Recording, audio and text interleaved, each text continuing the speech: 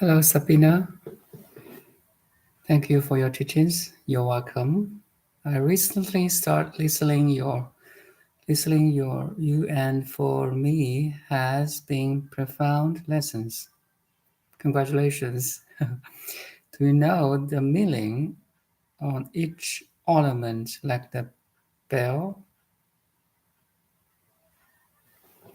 ornament, the bell or the vajra, earrings, etc. that have?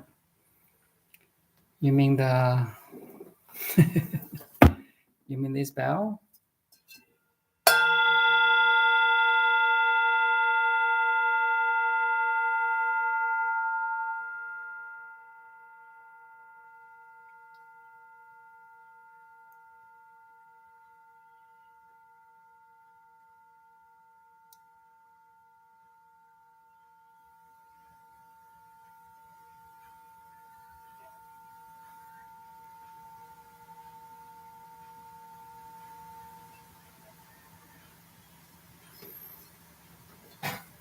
The Vajra. I mean, you mean this or this?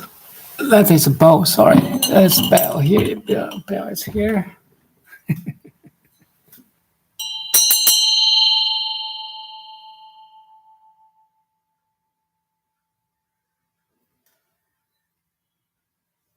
Yeah, that's a 1, 2, 3, 4, 5,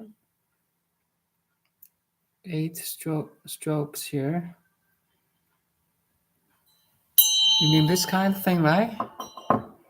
And the Vajra Doge. I think this is this one.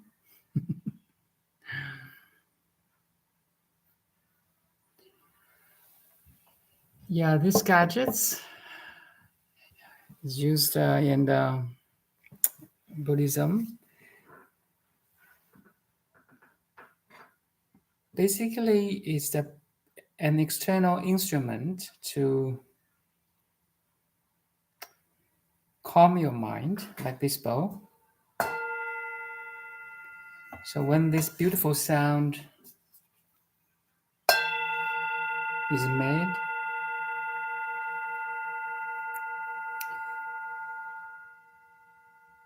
it gets your attention, right? So while your attention is really on the bow,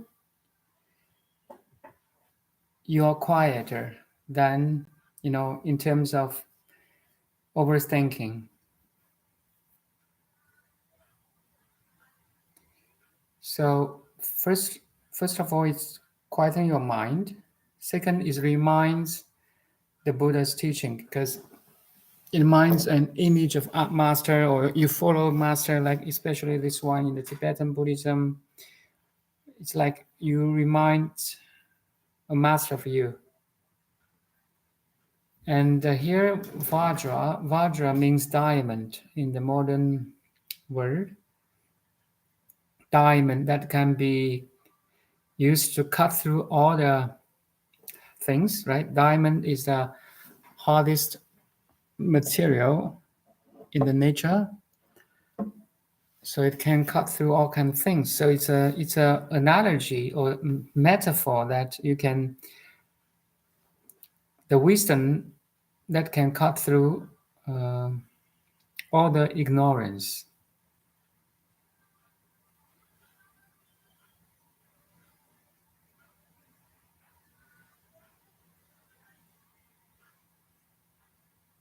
That makes sense to you?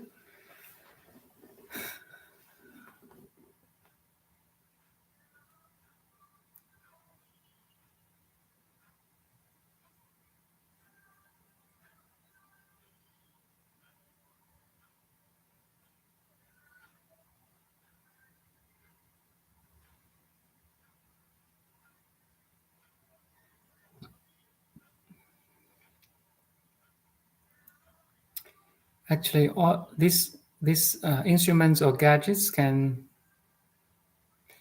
extend to like a Buddha's image, a Buddha statue, an image of your master. Like I have a Buddha's image. I also have the Osho image. One of my Dharma friend gave to me as a present. Also, the awakened master. Also, I have a big Buddha image right in front of me or behind this computer. Also, I have the Buddha, the second Buddha, and all the Buddha images behind me. So it's kind of reminders that you can follow the Buddha's teaching, you can become a Buddha, or in other words, you consciously create an atmosphere in a room, in your room, in everyone's room, that can remind you to be calm, loving, compassionate, wise, etc.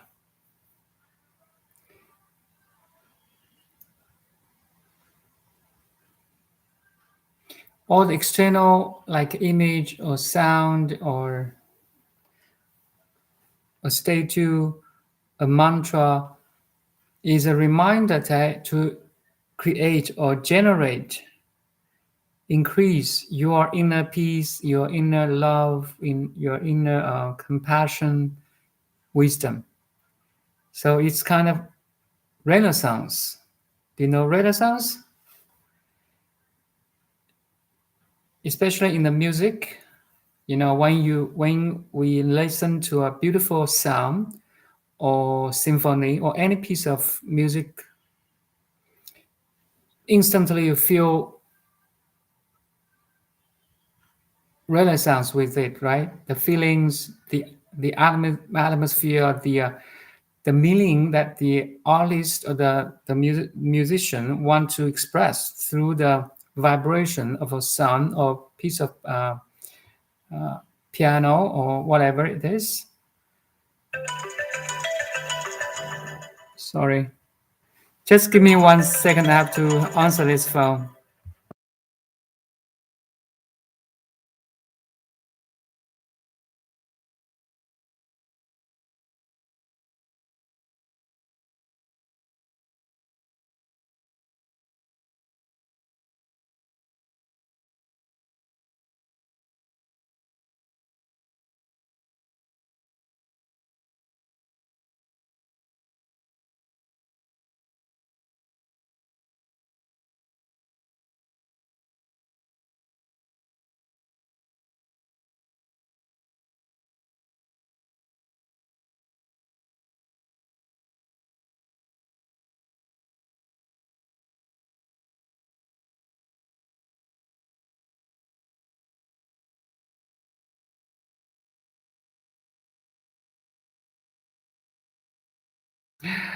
Sorry, it's an interruption, but it's okay as long as you have that inner peace and calm.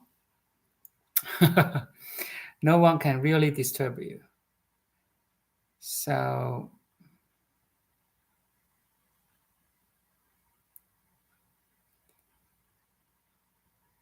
all the Buddha's teaching, including the sutras, including the statue of a Buddha or a Bodhisattva or any master image, is an external reminder to bring us the inner peace, inner calm, inner love, or inner wisdom that are already there, but we need cultivate it. So you see that my topic today is this gradual cultivation is very important. Gradual cultivation in Buddha's teaching, we call it the 6 parameters or 6 perfections. We can go through the 6 perfections one by one later, but actually it's just in our own experience is that we continue our meditation to be mindful, to read a spiritual book, like Thich Nhat Hanh's The Art of Living, or any book you are interested in. you keep on reading the book, you keep on, meditation, and you keep on doing good things, like you try to help people, you volunteer, you donate, all these good things, you keep on doing that. It's all called this gradual cultivation. Make sense to you? Make sense to you? Like now you're listening to me, it's a gradual cultivation, because now you're kind of interested in this kind of topic, like awakening or enlightenment or meditation, or mindfulness or wisdom of love and compassion.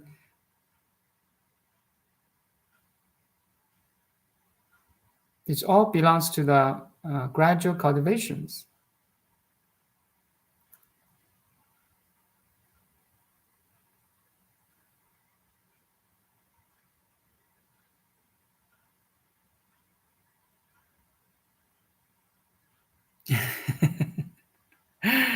I have a doubt. Once I had an extended time of Satori moment, about 2 days, then I got to the samsara state. Very natural, my friend. Very natural, and no problem with that. You are right on the path. It show the way that you are right on the path of awakening. You see, once you taste the state of Satori, you become like you like that taste, like inner calm, peace, love, and like full of energy. Of you like to help, and also you have that sense of I. The sense of I amness is so clear, right? But gradually, that authentic feeling of I amness gradually, disappear, and back to your normal routine of everyday life. Seemingly you're losing it. It's okay. The more you will get back more and more. So keep doing your gradual practice, like meditation, reading a book. I guarantee that you can have longer state of Satori, or more frequent state of Satori, or more vivid experience of Satori, more and more, in terms of more frequently, longer, and more depths of experience.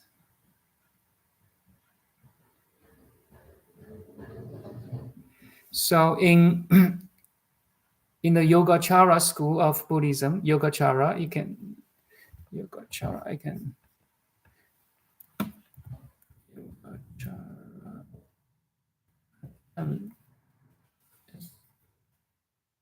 give me 1 second. I might want to make sure my spelling is good. Yoga.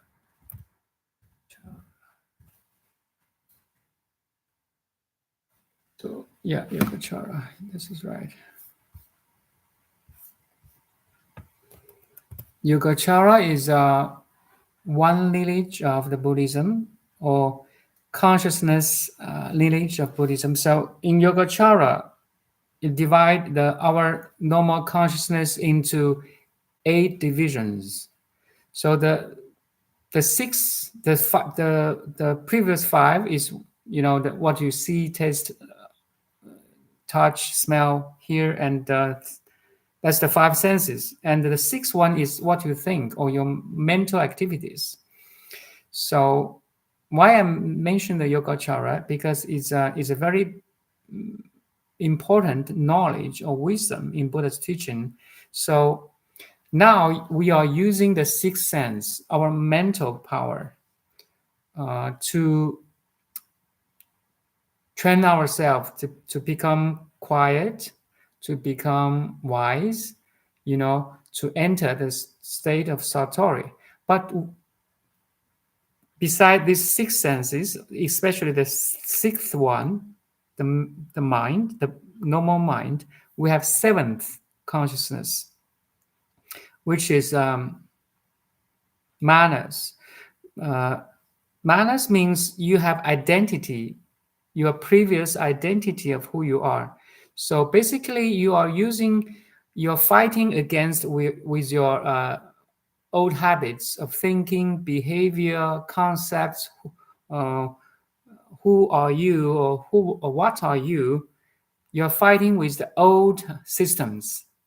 Now you have this new system. I want to be awakened. I want to be calm. I want to be loving, helping, and so on. But you have old system that you have, which you have established for a long time. Not only this life, but also all the previous lives. So you're fighting. There's a fight between the sixth sense and the seventh. After the Satori, there's a fight begins between you want to be good or you want to be wise, and the seventh, which is ignorant, unwise. So sometimes you are more dominant in a wakeful state, but sometimes you lose that wisdom and compassion and fall into your old systems. Make sense to you? Most of the practitioners in the path of awakening went through all this state, as you said. Sometimes you are online, sometimes you are offline. I use online and offline to just make it simple. Make sense to you?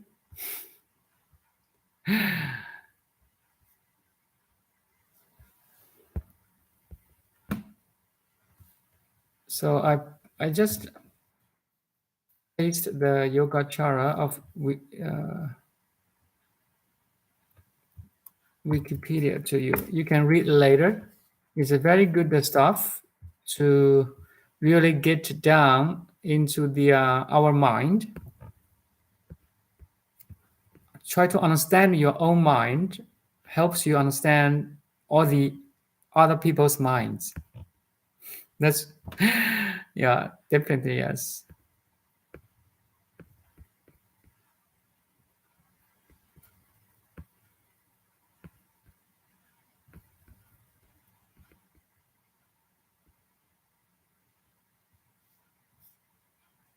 Give me 1 second. I want to go through.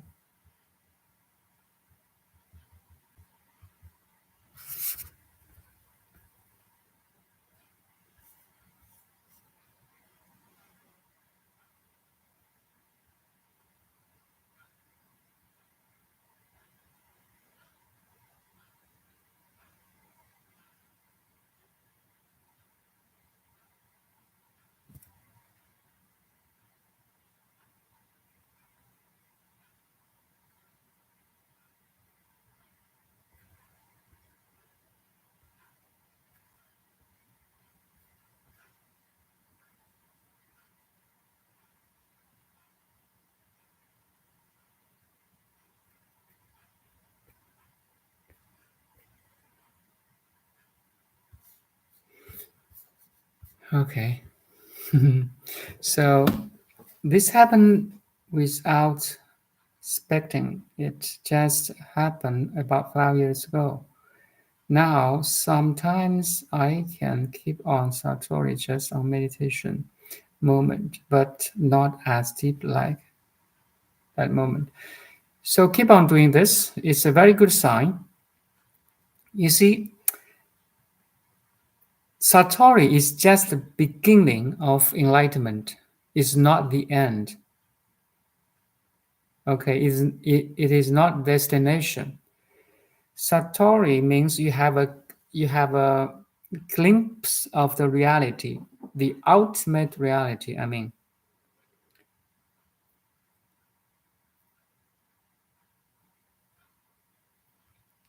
let's say Buddhahood is a realized person with full enlightenment, with a total picture of who am I and what am I. Okay, Buddhahood that's the like a doctor degree of the education system, maybe the postdoctor degree even. So Buddhahood is highest attainment that you can attain as a human being. But actually, you are already a Buddha. That's Buddha's teaching too. So Buddha's teaching has two teachings, absolute and the relative. In terms of absolute, you are a Buddha already. You don't need any gradual cultivation. So crazy. It's a mind-blowing philosophy. For most of us, for most of the world of people, like you, like me, like everyone, like 99.99% of the population, we all follow to, it's better for us to follow the gradual teaching or relative teaching. We need cultivation, gradual cultivation practice, meditation every day, read the book every day, follow the master every day, prostration to the Buddha every day. You do all these cultivations day by day, hour by hour, minute by minute, for years and years, and it makes your perfection in total understanding. Buddha's final teaching is the wisdom, and it's an actualized knowledge that you are one with everything. That's the term of yogi too. Yogi is a term to point that a being can experience he's one with everything. That's a yogi.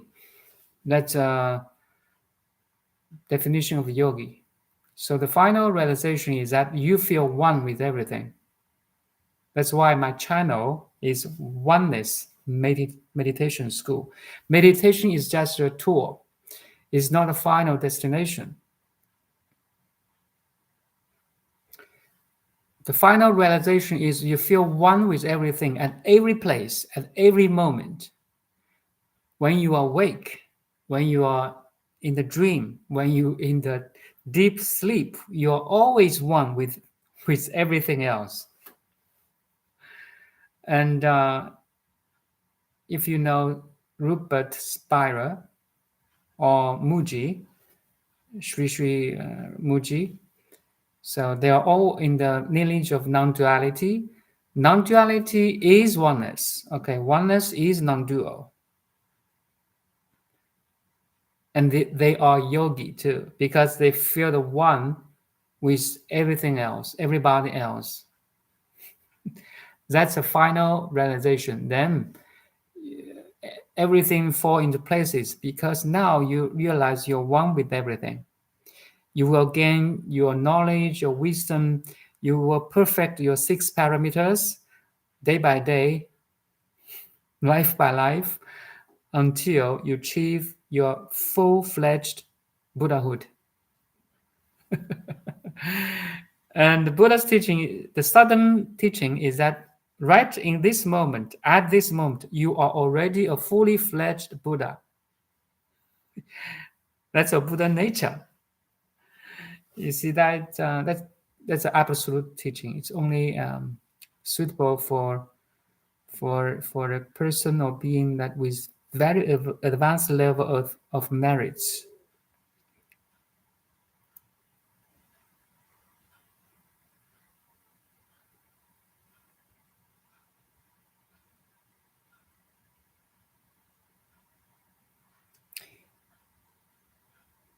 Don't cling to the Satori, okay? What will happen to you. Don't cling a realization either. So I think 2 days ago, I talked about the normal mind is the way with a capital W, okay? The greatest way. The normal mind is the way. You see, in the path awakening, we always seek for extraordinary experiences, like you're so blissed out. It's good if you have it, no problem, no doubt. But also, it is good too if you don't have it. Because if you can realize a normal mind is the way, meaning you in the everyday life, in the everything, ordinary things, you can find extraordinary.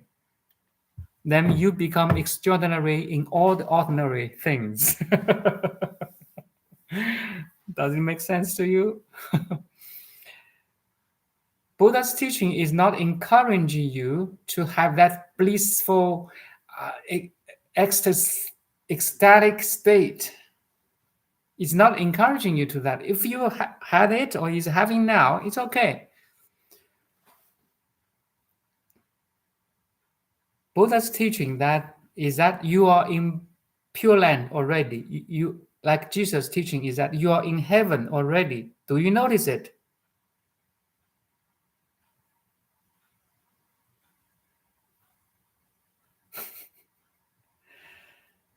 There's no heaven to gain. You are right in the heaven now. There's no Satori to gain, to experience, because you are in that Pure Land already. And now maybe it's too much for you. Keep on doing your gradual cultivation, meditation, or state of serenity, calm, loving. That's beautiful. No doubt about that. But don't cling to any phenomenon, even it's good, it's beautiful. Don't cling. Don't identify yourself. Don't attach yourself to that thing. Even it's beautiful, it's blissful. That's the true meaning of the normal mind is the way.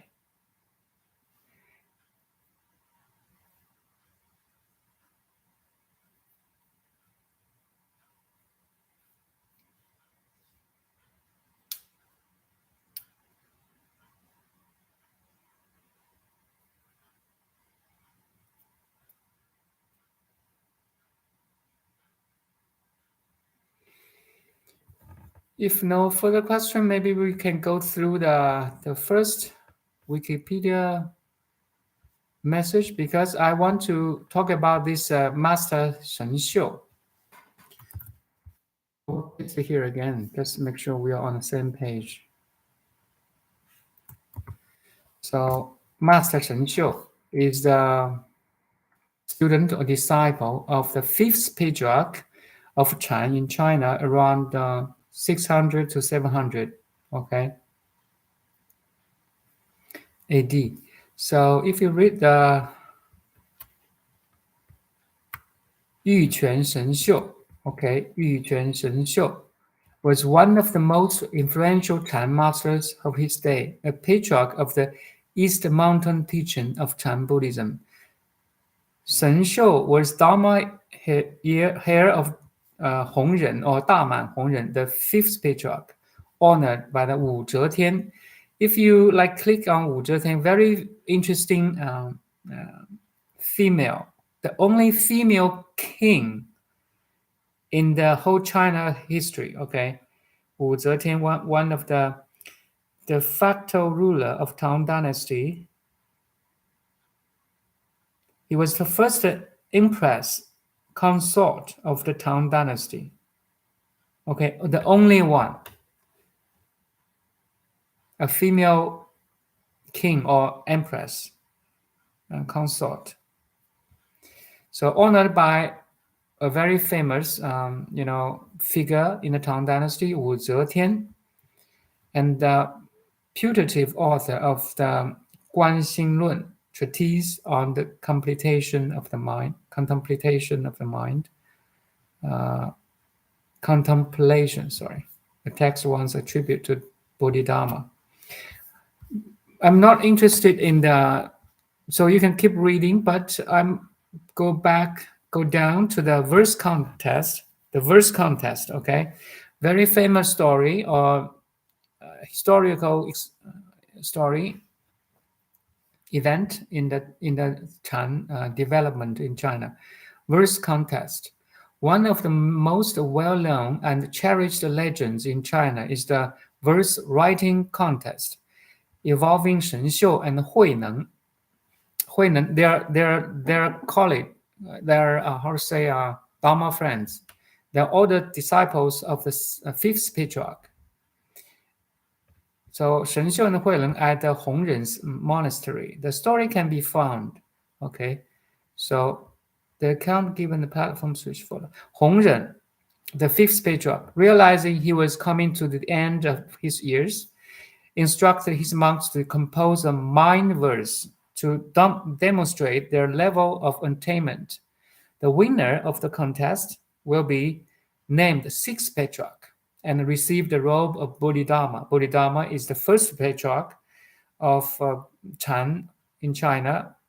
Bodhidharma was an Indian master came to China around six centuries. So he was the first patriarch in Chinese Chan Buddhism, and 28th patriarch if you go back to the Shakyamuni Buddha, okay? While Mahakasyapa was the first patriarch of a Chan lineage. So you see the lineages then spread in China by the 6 patriarchs in China. And none of the monks dared to write anything deferring to Shenxiu, who they believed would be the rightful Dharma heir. Shenxiu, full of doubts about his own motivation and with the weight of expectation upon him, chose to write a verse anonymously on the corridor wall in the night. Anonymously on a wall, okay? Very interesting, right? Shenxiu verse said that like this. Listen carefully. This is really, really important. And he said, the body is the body tree. The mind is like a bright mirror stand. At all times, we must strive to polish it and must not let dust collect. In Chinese, we say, 身是菩提树. The body is the Bodhi tree. 心如明镜台. The mind is like a bright mirror's stand. 时时常拂拭. At all times, we must strive to polish it. 勿使染尘埃 and must not let dust collect. What do you think? So it's a disciple try to receive the Dharma robe from previous, patriarch. He wants to express his state of mind or enlightenment through this verse. And that Shenxiu wrote this his understanding of awakening or enlightenment in such a verse. It's beautiful, right? It's really poetic. But let's keep on reading. Publicly, Hongren, the fifth patriarch, praised this verse and instructed all his monks to recite it and even to follow it. Privately, Hongren asked Shenxiu to compose another verse, as Hongren, the fifth patriarch, believed that Shenxiu's verse did not display true understanding of the Dharma. Shenxiu was unable to compose another verse. Meanwhile, the illiterate Huineng now came the sixth patriarch, Huineng, Master Huineng. He is illiterate. He cannot read. Because he was not educated. Because his family was so poor, he could not go to school to learn to study Chinese characters. So he was illiterate. Let's go on. Meanwhile, the illiterate Huineng heard the monks chanting this verse and asked about it. When told the story of Hongren's contest, Huineng asked a monk to take him to the wall where Shenxiu's verse was written. Then he asked someone to write his own verse. According to a later version of Platform Sutra, two significant variants existing for the version. So here is the Huineng's verse.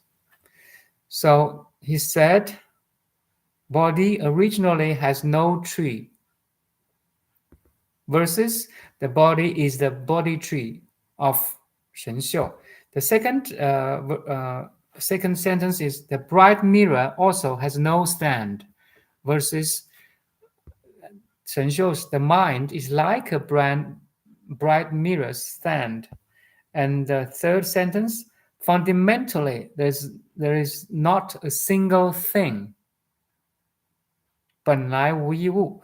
So where could dust arise? 何处染尘埃? So beautiful. You see the difference between these two verses?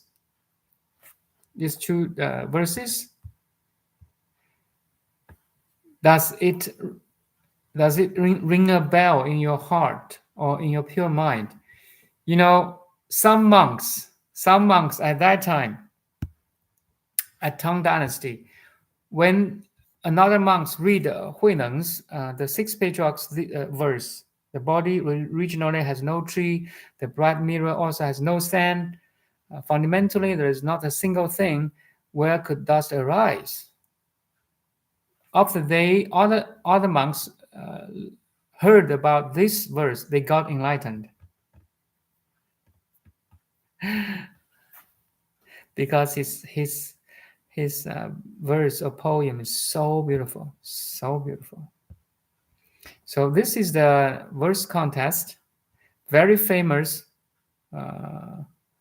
historical event in the Tang development of China, in China.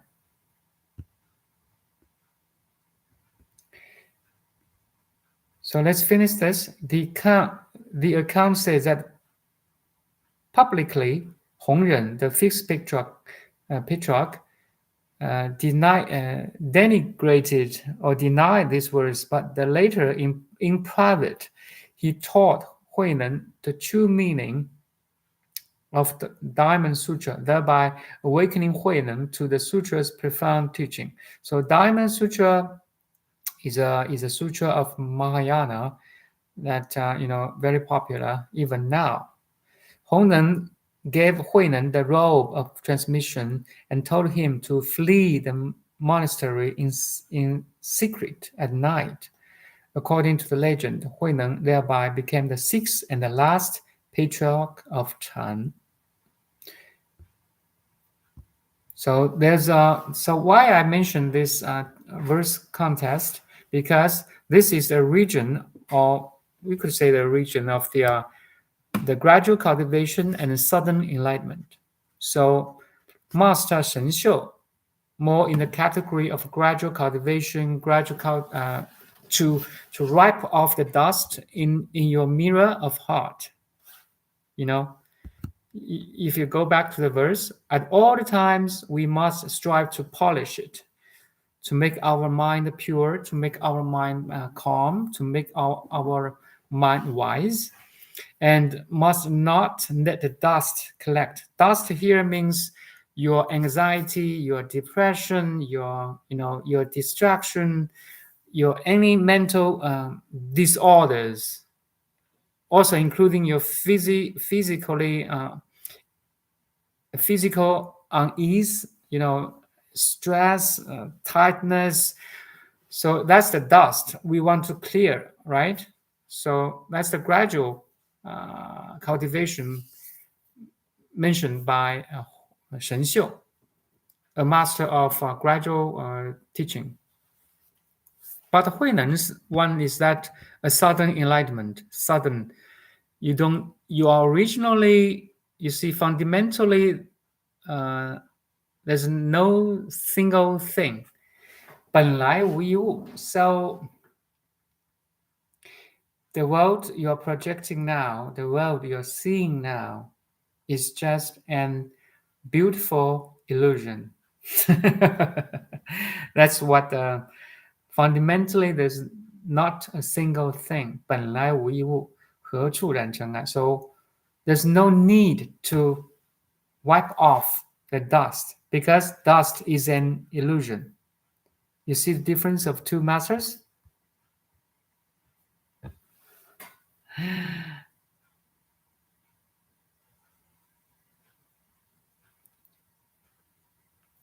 That means it is looking the thought will know what is happening. A thought could be a potential dust in our pure mind. But once you can see it, you can perceive a thought arising. A thought includes any mental activities. Could be a memory, could be your visualization, could be an inner image, like red apple. Instantly, you could have red apple in your mind. That's an inner image. So once you can perceive your mental activities, any mental activity, then you are safe. You have that space and time established between the you, the pure awareness, and the contents of awareness in terms of thought, memory, visualization, or image, inner image. Make sense to you now? I only can help you right here. You see, if you cannot see an inner image, I cannot help you. Once you can see your emotions and mind, I mean the logic, reasoning, calculating, judging mind, then you are safe because you establish a space and time between the pure awareness and the contents of awareness. And from this pure observation or pure seeing, try to remain stable as the pure observer.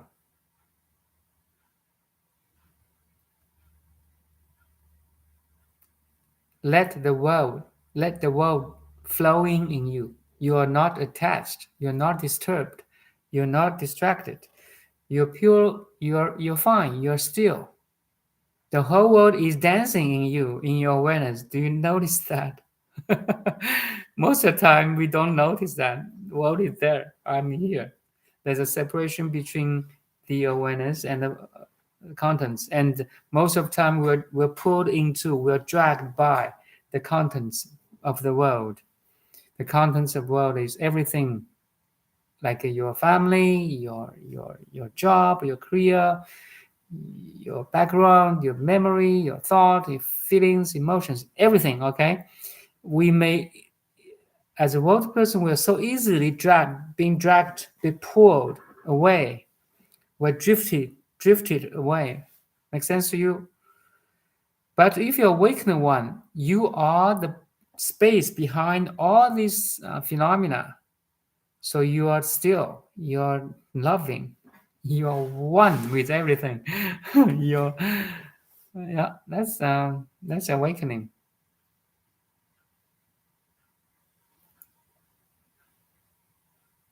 Watch the thought as a cat watch a mouse. Sometimes I use this metaphor. You are a cat. You're a cat waiting from the mouse hole. A mouse may come, but you don't catch it. You let it go.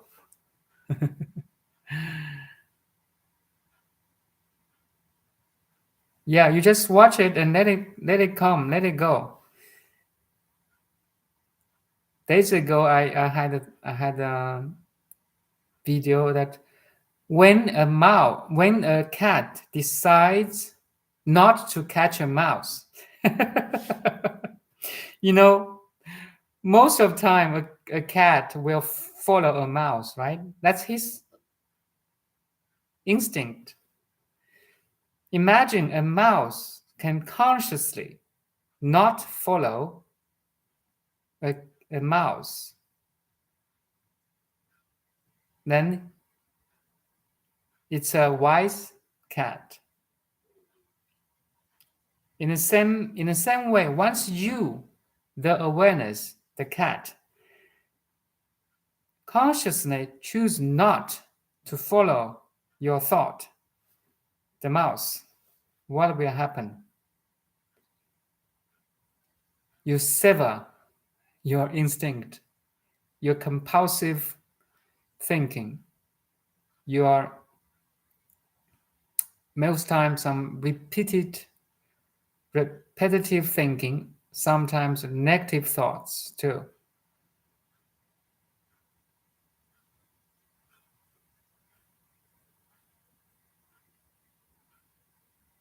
But anyway, that's the first step. Then after the first step, the second step, you can use your thought. Once you become stable, you can use your thought to serve, to love,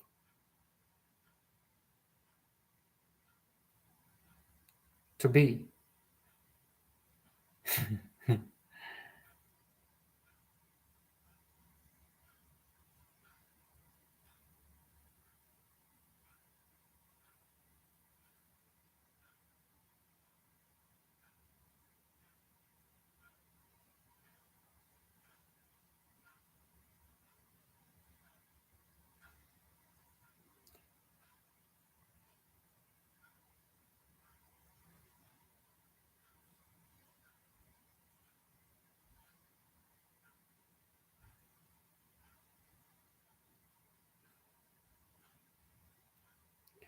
So right now, if you do an open monitoring, a meditation technique, you can see around your room, look around,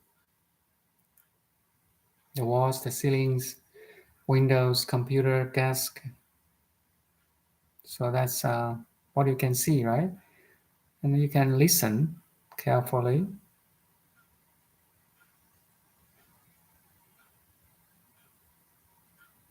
It's what you can hear. And you can smell a little bit. Take a deep breath.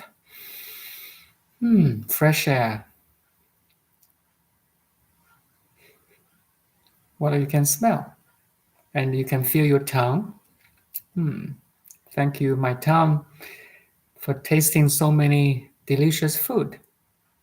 But now maybe it's just a plain or neutral. Thank you, my tongue, my mouth. Then we can feel your body. My hand, my shoulder, my face, my chest, and my butt, my knees, my ankle, my feet. So we do a quick body scan. We do a quick scan of five senses, right? What you can see, do again. What you can hear, what you can smell, what you can taste, what you can touch, your body sensations, energy flow. So that's the five windows of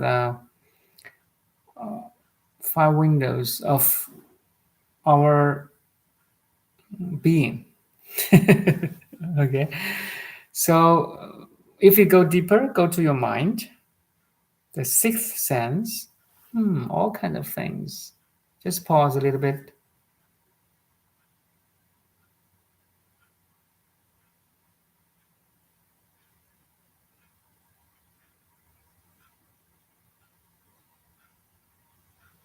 Something may pop up, a thought, a memory, an image, a plan. You just watch it, let it go. Maybe no, It's okay too.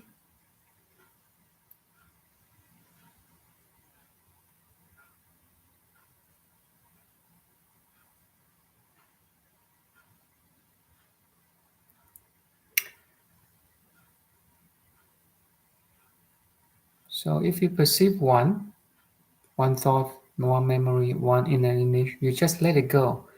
Then next one may arise. Then you let the second one go. And the third one may arise. So you keep watching your mind.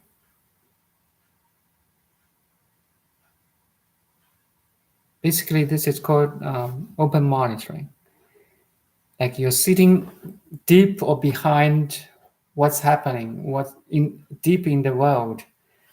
Sometimes I use the metaphor that you dive deep into the ocean and you look up. You see the waves, you see the ripples, you see the bubbles, you see all the currents.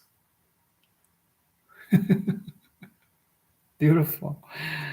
I mean, everything is like a day and night, autumn, spring, summer, winter, people, nature, a dog, a wind, a computer,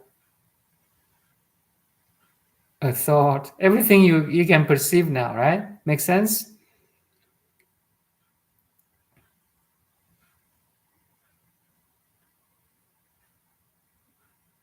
And don't attach to them. Don't resist or reject them either.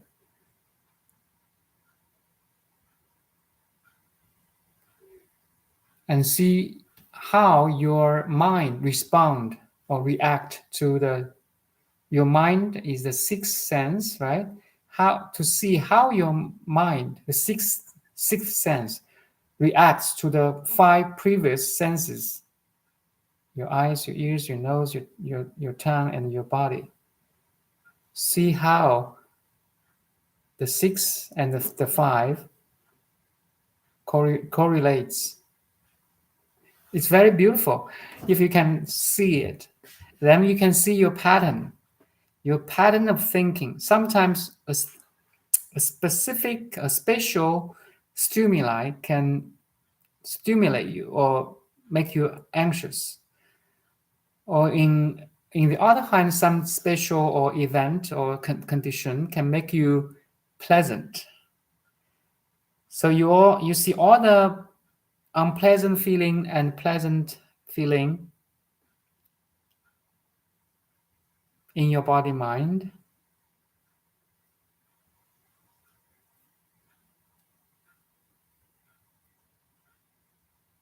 That's the Yogacara. So you see the activities externally and internally and how they relates, how they like resonates. Once you can see this picture, both externally and internally, then you see that the whole world is dancing within you. So what are you now? You're pure observer. You're pure awareness. You're just aware. Yet you're not distracted or disturbed or fooled by the contents you are aware of. You enter the Dharma realm. You enter a field of pure observation. So beautiful. If you can really enter this state of mind.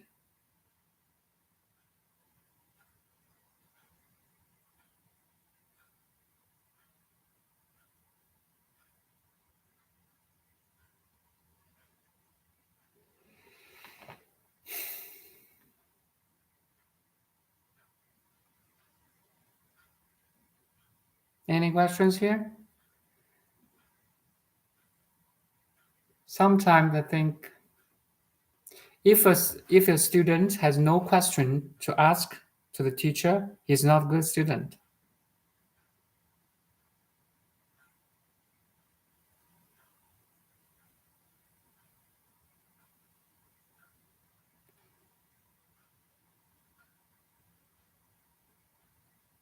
Even in college, in university, in high school, a good student always asks a very, a good question, and teacher would like to answer it too, because it shows that you have understand it,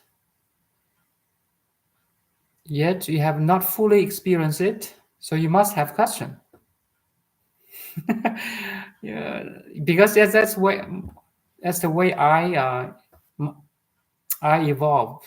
I evolve in this way too. I have so many questions in the path of awakening, so I dig into looking at the sutras or a spiritual book, or just maybe watch a YouTube channel to listen how other pioneers experience or how to understand a kind of question.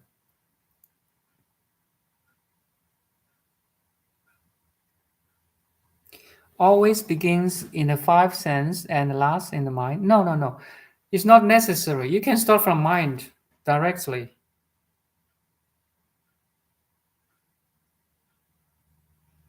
I use this externally first, the five senses first, then the sixth one later. It's easier for us to establish a pure watching. But if there's no sequences here, you can start right from the inner mind.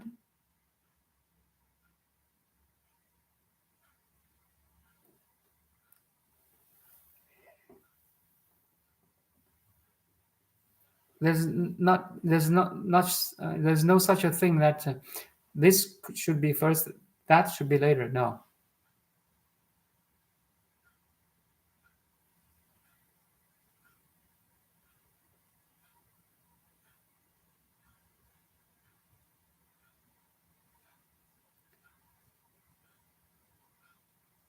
So my suggestion here is you dedicate a certain time of a day into a sitting meditation.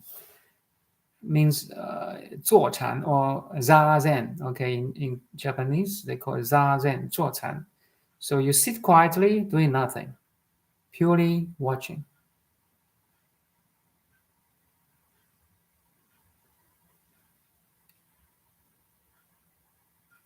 But if you're advanced level already, you don't need to really sit quietly doing nothing. You can purely observing everything. You can purely observe everything when you're doing something too. When you wash dishes, when you brush your teeth, when you clean your room, while you're talking like this or listening like this, you're always mindful. You're always mindful, or in a state of in a meditative state.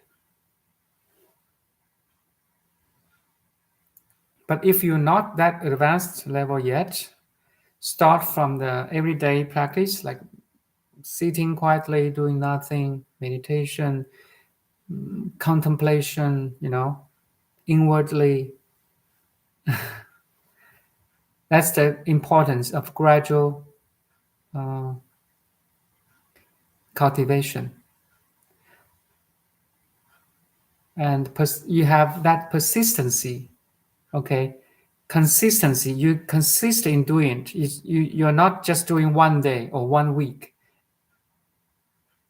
You have to do it every day for like a couple of months and years even. I've done this for 10 years. So I know the importance of consistency, okay? Yesterday, I have a Dharma friend visiting me. He started like earlier than me, but he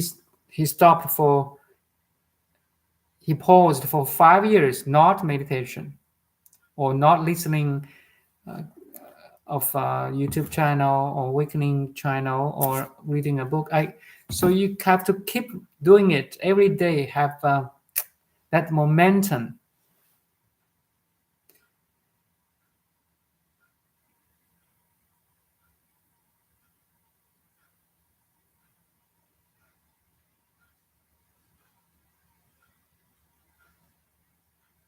Actually, this consistency, the importance of consistency, can apply to every worldly knowledge or technique. Say you play a musical instrument, you have to keep play it like for months and years every day, right? If you play piano, you cannot say I just play piano once and the next year I will be master. No way. You have to keep playing every day.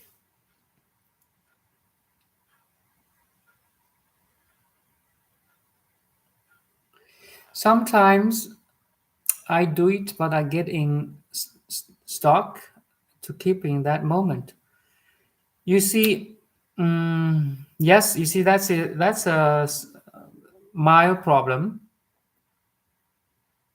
because you want to rest in that recognition as long as you could, and so when you online you're so good, but when you offline you're so you lose that goodness, or you sometimes you feel bad. There's a old Dharma friend said it doesn't, the longer you can remain in that state is good, but also how fast you can enter is very important rule, like how fast you can be online. So in this perspective, when you enter a state of Satori, let's say blissful state, consciously choose to out of that state, just like wake up and do some normal things and try to enter it again consciously. So how long you can remain in that state is just one aspect, but how fast you can go, you can enter, or how frequent you can enter is another requirements, or how to say requirements that measure how mature you are. So how long, how frequent, how fast. Actually, again, this is a relative teaching. Actually, you are always in that state. There's no come and go. There's no enter and leave. Okay.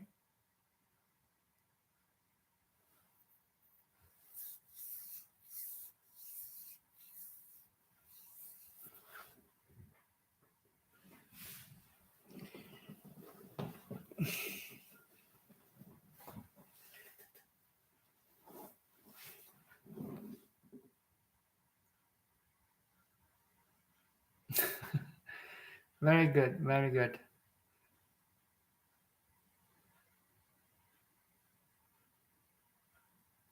So in this, how frequent or how fast you can, we're still talking about relative teaching.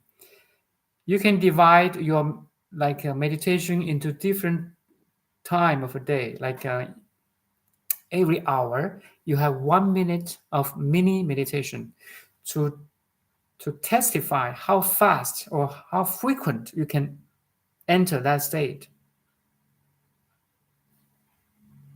Okay, like now, do you need any effort to be?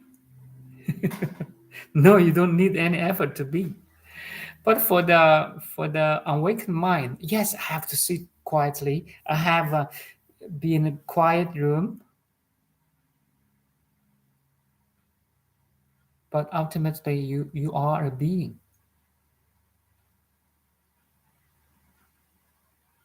You don't need anything extra to be. You see, most of us as a human being, we know we are human, but very little of the world people understand we are being, because they never, ever be.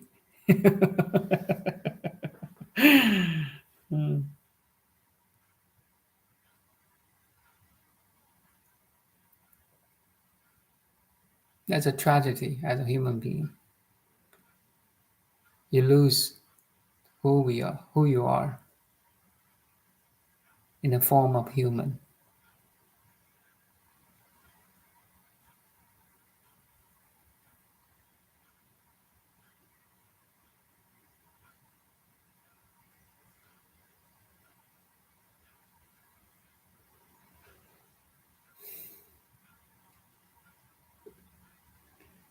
So maybe at the end of this session, I ask you, are you aware?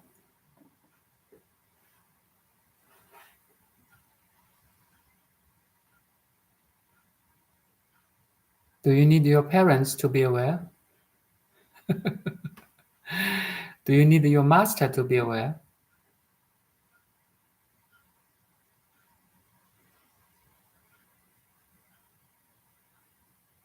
Do you need your partner to be aware? Do you need anything, anyone to be aware?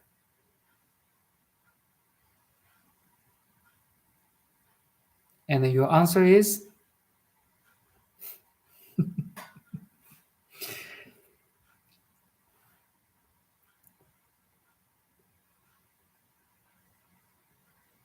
The answer is no.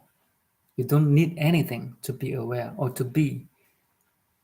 My second question, can you remain this being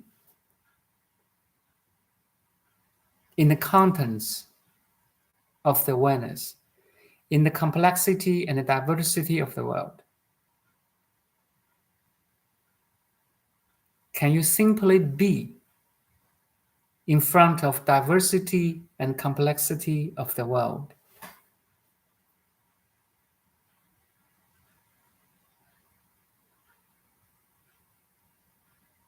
Can you remain this pure watching, pure observation?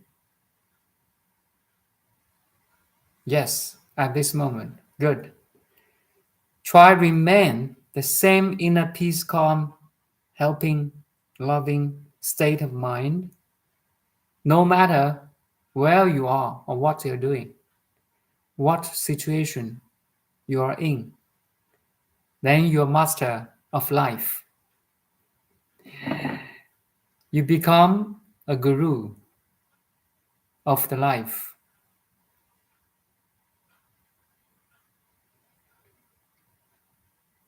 You have hand in the most beautiful, significant, magnificent homework to the teacher of life.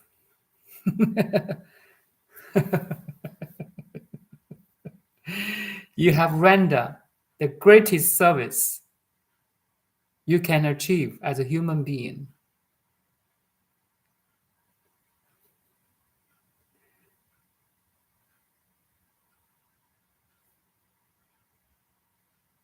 And welcome to the club of enlightenment.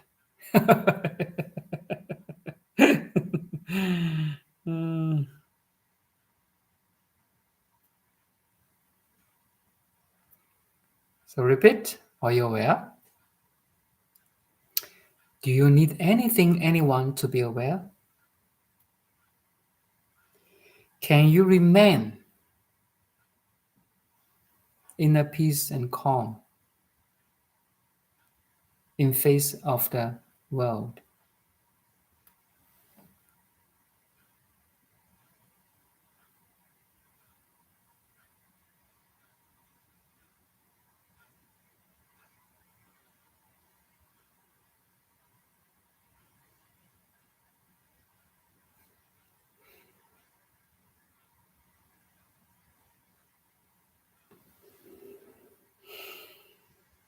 Thank you, thank you.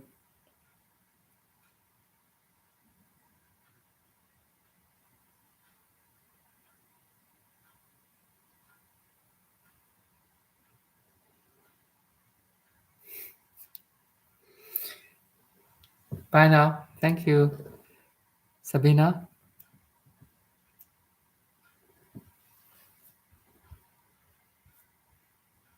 See you tomorrow morning. I should be here online tomorrow morning, 8 a.m.